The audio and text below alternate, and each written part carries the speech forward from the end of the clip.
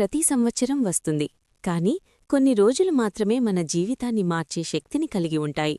అలాంటి రోజుల్లో ఒకటి మాఘమాస పౌర్ణమి. ఫిబ్రవరి 1, 2026 ఉదయం కళ్ళు తెరిచే క్షణం నుంచే ఈ రోజు సాధారణమైన రోజు కాదని శాస్త్రాలు మనకు గుర్తుచేస్తున్నాయి. ఈరోజు స్నానం చేస్తే పుణ్యం, దానం చేస్తే విముక్తి, తర్పణం సమర్పిస్తే పితృదేవతల ఆశీర్వాదం. అంతేకాదు, ఈ రోజున రవి పుష్య అమృతయోగం కూడా ఏర్పడుతోంది. అంటే మనం చేసే చిన్న మంచి పని కూడా 100 రెట్లు ఫలితాన్నిస్తుంది. కాని ఇక్కడొక చిన్న జాగ్రత్త కూడా ఉంది. ఈ రోజున భద్ర సంయోగం కూడా వస్తోంది. అయితే భయపడాల్సిన అవసరం లేదు. సరైన సమయం తెలుసుకుంటే ఈ రోజున సంపూర్ణ ఫలితాన్ని పొందవచ్చు. శాస్త్రాలు మనకొక అద్భుతమైన విషయం చెబుతున్నాయి. మహాభారతంలో చెప్పిన ఒక శ్లోకముంది. మాఘ్యం చ పూర్ణిమాస్యాం తు కంబలం యః ప్రయచ్చతి. మాఘపూర్ణిమ రోజున పేదవారికి లేదా సద్గుణసంపన్నమైన బ్రాహ్మణుడికి ఉన్ని వస్త్రంగాని దుప్పటిగాని దానం చేసినవాడు తాను ఎక్కడికి వెళ్లినా జీవితాంతం సుఖంగా ఉంటాడని ఈ శ్లోకం అర్థం. అందుకే మాఘపూర్ణిమను కేవలం ఒక పండుగలా కాదు, జీవితాన్ని శుద్ధి చేసుకునే అవకాశంగా చూడాలి. ఈరోజు మాఘమాసానికి చివరి రోజు. ఈ రోజున శ్రీమహావిష్ణువు, మహాలక్ష్మీదేవి మరియు చంద్రదేవుణ్ణి పూజించడం పరంపర. చాలామంది ఈ రోజున ఉపవాసముండి సత్యనారాయణ స్వామి కథను శ్రవణం చేస్తారు.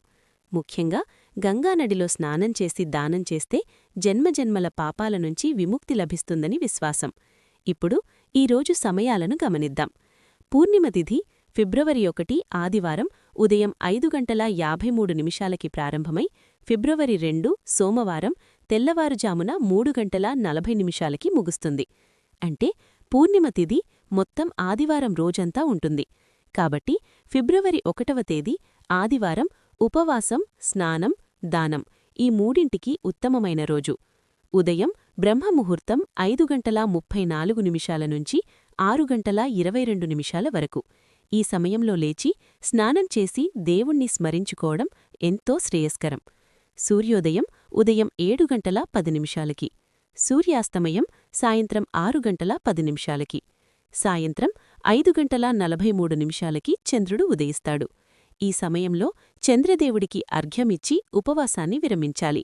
ఇప్పుడు ముఖ్యమైన హెచ్చరిక. ఈ రోజున భద్రకాలం ఉదయం 7:09 నుంచి సాయంత్రం 4:42 వరకు ఉంటుంది. ఈసారి భద్రుడు మర్త్యలోకంలో నివసిస్తున్నాడు. అంటే ఈ సమయంలో కొత్త శుభకార్యాలు ప్రారంభించడం శాస్త్రప్రకారం అశుభం. అందుకే ఏదైనా కొత్త పని లేదా ముఖ్యమైన నిర్ణయం తీసుకోవాలంటే భద్రకాలం ముగిసిన తర్వాతే చెయ్యాలి. సరైన సమయం తెలుసుకొని సరైన విధంగా ఆచరిస్తే మాఘపూర్ణిమ మన జీవితంలో ఒక మైలురాయిగా మారుతుంది. ఇదే ఈ రోజు యొక్క అసలైన రహస్యం.